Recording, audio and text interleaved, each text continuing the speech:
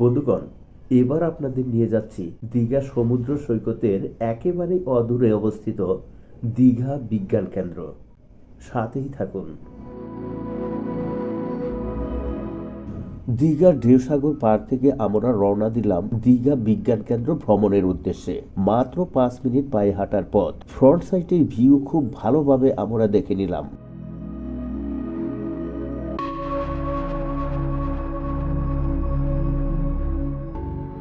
অতঃপর যথা নিয়মে টিকিট কেটে আরো বেশ কিছু দর্শনার্থীদের সাথে ভিতরে ঢোকার জন্য দাঁড়ালাম।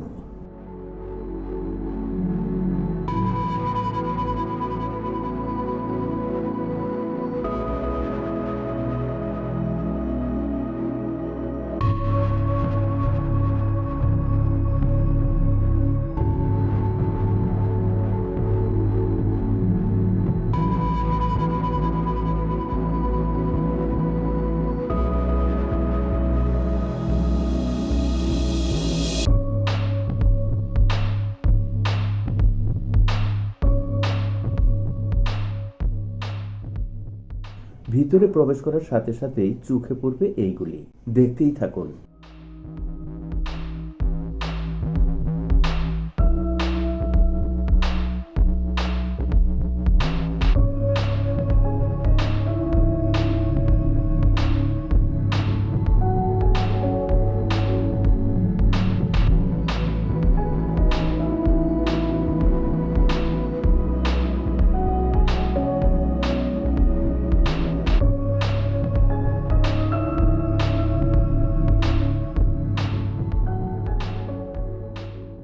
এবার আমরা মূল বিজ্ঞান কেন্দ্রের ভিতরে প্রবেশ করে এক এক করে বিজ্ঞানের সরঞ্জামাদি দেখতে লাগলাম।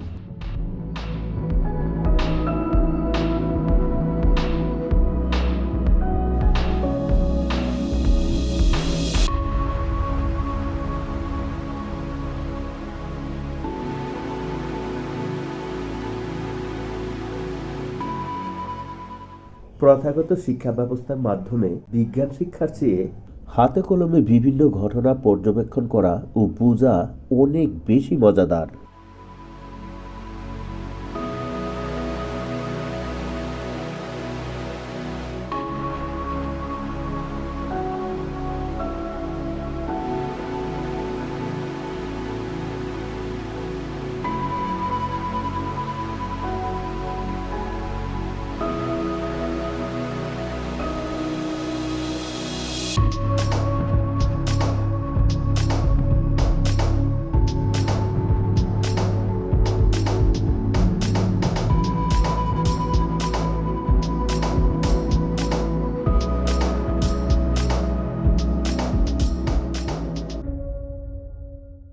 বঙ্গোপসাগরের তটে দীঘা বিজ্ঞান কেন্দ্র এমনই একটি প্রতিষ্ঠান।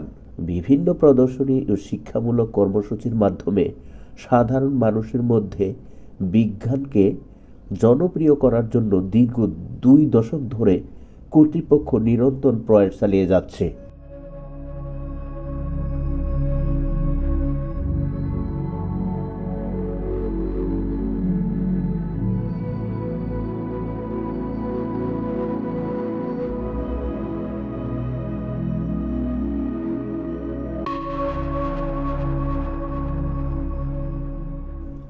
দীঘা বিজ্ঞান কেন্দ্র থেকে বের হওয়ার সাথে সাথেই জনাব মাহফুজের সাথে কথা বললাম।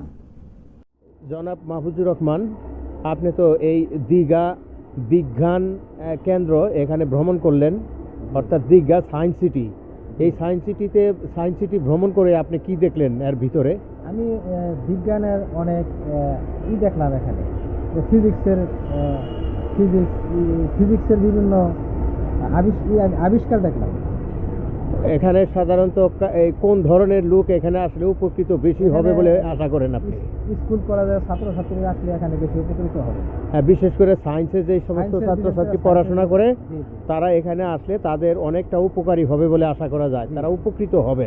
তার কারণ এটা একটা সায়েন্স ল্যাবরেটরি, বিজ্ঞানের বিভিন্ন বিভিন্ন আবিষ্কারক এবং তাদের এখানে যে অবদান সেইগুলোর অনেক কিছুই এখানে নিদর্শন আছে, প্রদর্শনী আছে, সুতরাং এখানে আসলে সবাই উপকৃত হবে, তাই না? জি জি। তো আপনি এখন এরপরে কোথায় যাবেন আশা করছেন? আমি এরপরে এই উমরাবতী। একটা পার্ক আছে নাকি শুনছি। তাহলে আমাদের তো ওখানে চলে সময় যেহেতু হাতে নাই, চলুন তাড়াতাড়ি এখান থেকে ওইটা দেখে আমরা চলে যাই নাকি? হ্যাঁ, ঠিক আছে। ওকে।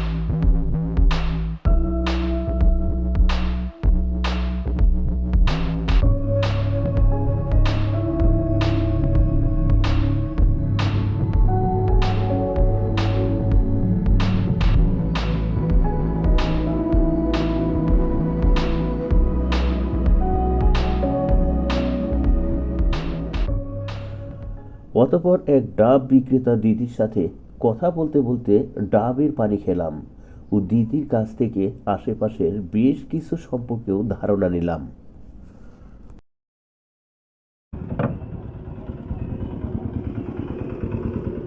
বন্ধুগণ, আমাদের পানি পিপাসা লাগলো, কাজে পানি পিপাসা লাগায় পানি আশেপাশে খুব একটা ভালো পানির ব্যবস্থা পেলাম না। তো দেখলাম এক দিদি এখানে এই ডাব কাটছেন, নারিকেল, কাঁচা নারিকেল যেটাকে ডাব বলি।